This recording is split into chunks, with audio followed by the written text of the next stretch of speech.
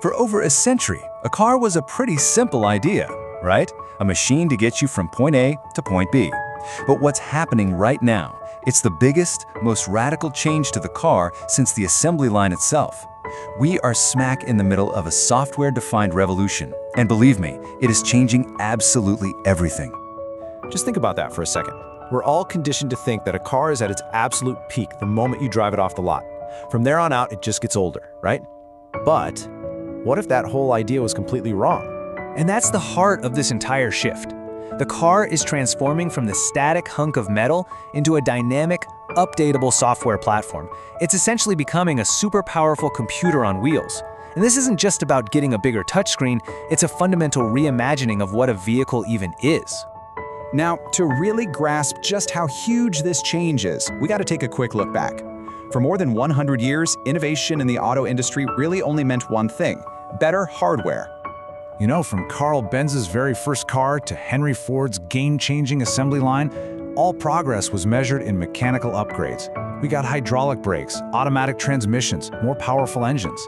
And yeah, sure, electronics started creeping in during the late 20th century, but they were mostly just bolted on to what was still, at its core, a mechanical beast.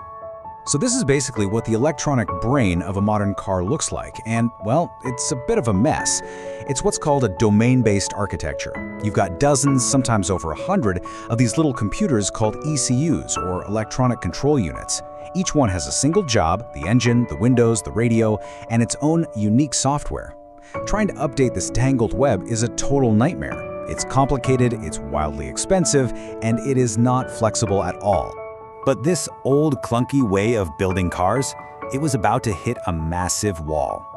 Two huge technological shifts started picking up speed, and the industry had to face the fact that its old model was fundamentally broken. So what changed? First, the electric vehicle boom. See, an EV isn't just a car with a battery instead of a gas tank. It's a digital-first machine where software manages everything. Then you have the rise of advanced driver assistance systems, or ADAS. We're talking about those amazing AI-powered features like automatic emergency braking or lane keeping assist. These systems need to process incredible amounts of data in a split second, and that old decentralized web of ECUs, it just couldn't keep up. So the industry had a problem. It needed a new brain for the car, one that was powerful, centralized, and flexible. And the answer was to stop thinking about a car as a collection of individual parts and start thinking about it as one unified software platform. And here it is. This is the elegant solution to that old, messy architecture. Instead of dozens of little brains all trying to talk to each other, you have one powerful central computer running the whole show. This main computer handles all the complex software, while some simpler zone controllers manage basic things in different parts of the car. The result? A system that's cleaner, way more powerful, and just infinitely more adaptable. You know, the best way to wrap your head around this is to think about the jump from a flip phone to a smartphone. A flip phone did what it was built to do, and that was it. A smartphone, on the other hand, is a piece of hardware, sure, but its real magic comes from the software, the apps that can be updated, added, and improved all the time. That's exactly what's happening to the car. And this new philosophy has a name: the software-defined vehicle, or SDV. The key idea, the real game changer, is that a car's features are no longer permanently tied to its physical parts. This means new capabilities can literally be unlocked down the road with nothing more than a software update. So how does this magic actually happen for you, the driver? It's a process you're already familiar with, called an over-the-air or OTA update. The car company develops a cool new feature or a bug fix, they send it up to the cloud, then while your car is just sitting in your driveway, it downloads the update. You wake up the next morning and boom, your car might have better range, a new app on the screen, or an improved safety feature. Your car literally gets better over time. Now, this whole revolution isn't just about technology and new features. It's also completely rewriting the 100-year-old business model of the entire auto industry. So get this.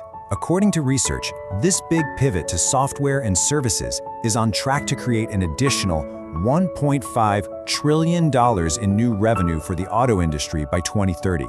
Let that sink in. That is a truly staggering number, and it's proof that this is way, way more than just a passing trend. So where's all that money coming from? Well, it's a huge shift away from the old model of just a one-time sale. Now we're talking about recurring revenue streams. Think car sharing and ride-hailing services, data plans for your car, and maybe the biggest one, feature upgrades and subscriptions. Want to unlock a bit more horsepower or turn on your heated seats for the winter? In the future, that could just be a tap in an app on your phone. And if you're thinking to yourself, there's no way people are going to pay a monthly fee for their car, well, the data tells a different story. A recent survey found that a massive 82% of people who've already tried a subscription feature in their car said they would probably or definitely do it again. The consumer mindset is already changing. Okay, but the impact here goes way beyond just the car itself.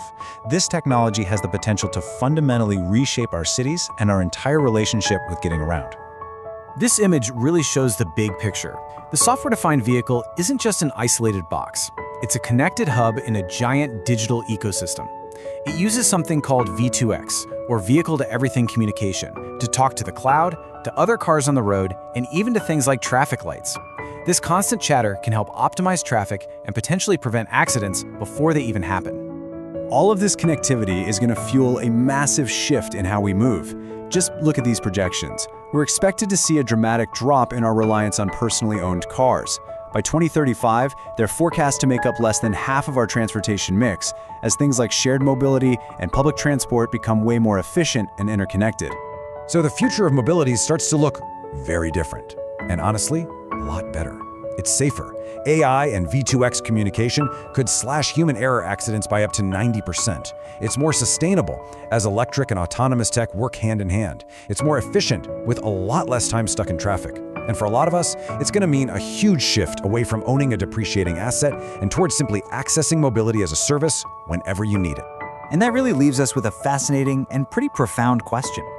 As the car changes from a simple machine into this constantly evolving, connected service, you have to wonder, are we heading for a future where owning a car feels as old-fashioned as, say, owning a CD collection? A future where we don't really buy cars anymore, but instead we just subscribe to mobility?